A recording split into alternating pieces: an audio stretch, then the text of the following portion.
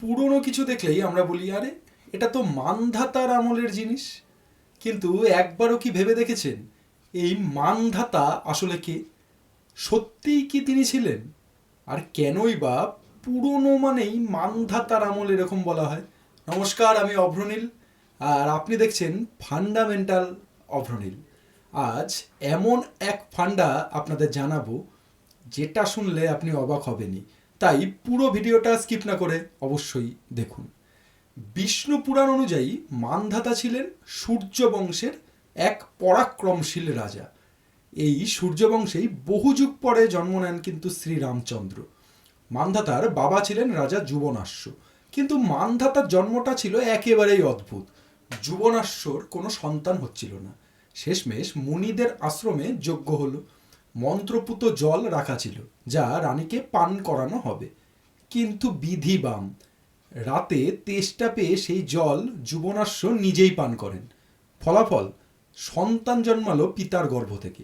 যুবনাশ্বর পেটের বাম দিক চিরে জন্ম নিল মানধাতা। হ্যাঁ, এই মানধাতা হলেন পৌরাণিক কাহিনীর প্রথম সিজারিয়ান শিশু। দেবরাজ ইন্দ্রের আশীর্বাদে মাত্র 12 দিনে মানধাতা হয়ে উঠলেন 12 বছরের বালক। বিদ্যা, অস্ত্রচালনা সবেতেই অতুলনীয়। সিংহাসনে বসেই তিনি পৃথিবী জয় করেন।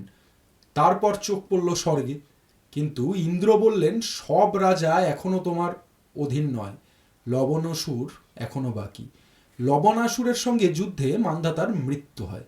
সেখানে শেষ হয় এক মহাযুগের রাজত্ব। এই মানধাতা ছিলেন সত্য যুগের রাজা। হিন্দু মতে 4টি যুগ আমরা জানি: সত্য, ত্রেতা, দাপর ও কলি। এই হিসাব অনুযায়ী মানধাতার রাজত্ব ছিল আজ থেকে প্রায় 35 লক্ষ বছর আগে। তাই বুঝতেই পারছেন, যে জিনিস ভীষণ পুরনো তার সঙ্গে তুলনা করা হয় মানধাতার আমল।